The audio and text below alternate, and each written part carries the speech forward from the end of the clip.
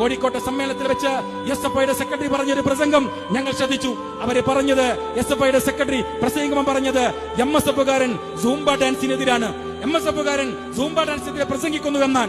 ഞങ്ങൾ പറയുന്നു, 1000 തവണ നിങ്ങൾ ആക്ഷേപിച്ചാലും ഞങ്ങൾ പറഞ്ഞെടുത്ത് ഉറച്ചു നിൽക്കുകയാണ്.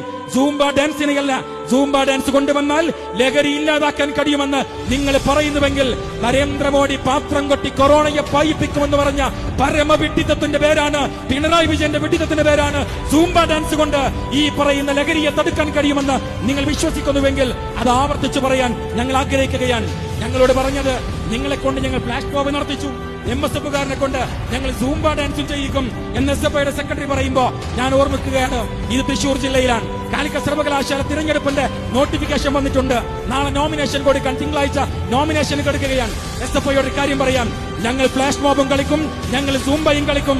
അത് കലാലയത്തിന്റെ മുറ്റത്തിലല്ല. 22-ാം തീയതി കാലിക്കറ്റ് സർവകലാശാലയുടെ റിസൾട്ട് വരുമ്പോ ആർത്ത് വിളിക്കുക അത് MSFകാരനായിരിക്കും എന്ന് SFI ഓർമ്മപ്പെടുത്തിക്കൊണ്ട് എല്ലാവർക്കും നന്ദി രേഖപ്പെടുത്തിക്കൊണ്ട് അവസാനിപ്പിക്കുന്നു. ജയ് ഹിന്ദ്, ജയ് MS.